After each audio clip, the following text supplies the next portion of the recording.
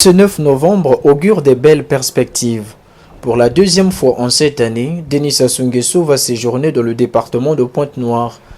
Comme d'habitude, le président de la République a été accueilli par les corps constitués, nationaux et départementaux, venus lui témoigner leur inébranlable soutien.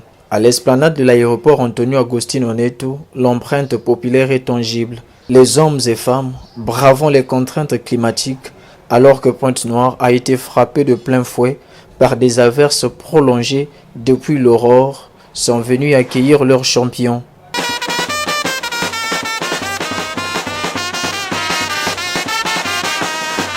L'attente ne sera plus longue. Aussitôt sorti, le numéro 1 congolais prendra place pour patronner la cérémonie de lancement des travaux relatifs au centenaire de Pointe-Noire. Tour à tour, Evelyne Tchitchel et Alexandre Honoré Paka, respectivement maire de la ville et préfet du département de Pointe-Noire, vont faire sortir des flèches les meilleures de leur carquois pour saluer les œuvres du bâtisseur infatigable. À la faveur du centenaire de cette ville, c'est encore à Pointe-Noire que vous pensez comme laboratoire de la municipalisation additionnelle. Vous entreprenez de donner à Pointe-Noire la stature d'une ville centenaire. Vous vous attelez à réunir dans le creuset de votre vision les facteurs d'attraction de cette ville que l'histoire et le poids économique prédestinent à une échelle enviable de rayonnement. Bref, de vos deux mains bâtisseuses, vous désirez faire de Pointe-Noire un véritable phare.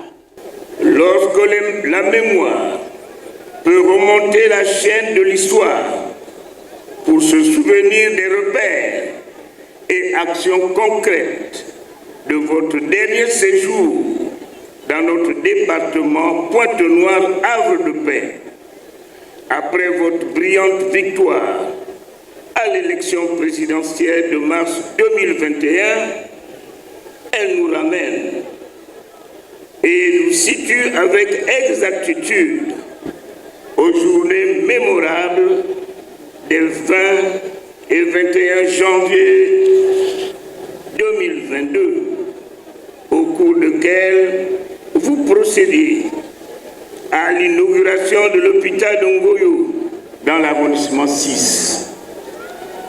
La mise en circulation des avenues en pavé des quartiers autrefois précaires tels que Mboukou dans l'arrondissement 3 Tiétié, Mbota, Chinyambi dans l'arrondissement 4 Luandjili, puis in fine à l'inauguration du nouveau siège somptueux du port autonome de Pointe-Noire.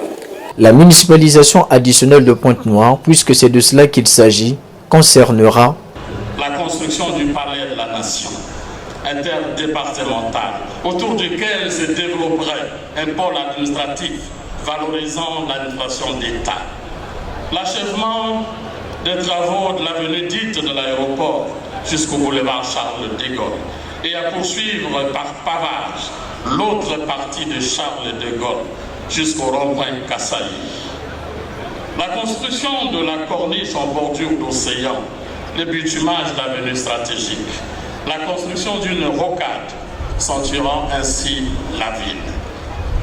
La voie de contournement de la zone économique spéciale à partir de Mengo jusqu'au port de Pointe-Noire en passant par l'estuaire de Songolo. La protection des berges de Luango contre l'avancée fulgurante de l'érosion marine. Il en est de même pour la réhabilitation de l'emblématique gare centrale ferroviaire.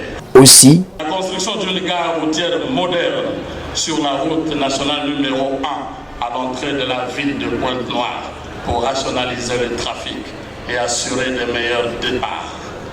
La construction d'un complexe sportif digne de ce nom aux environs de Diosso. La délocalisation du centre pénitentiaire de Pointe-Noire à Mengo.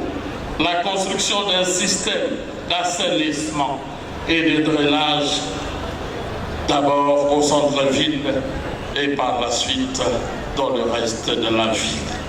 Le premier financement est celui de l'Agence française de développement. l'aménagement d'une nouvelle agglomération urbaine au voisinage de la zone économique spéciale de Pointe-Noire, l'achèvement des marchés dominiaux de Lumumba, de Tieté, l'achèvement du siège de l'arrondissement, de l'arrondissement 6 Ngoyo. Tel que cité, les Ponténégrins peuvent alors croiser les bras et attendre voir toutes ces réalisations. Quand il promet, Denis Sassou Nguesso ne tarde jamais à accomplir.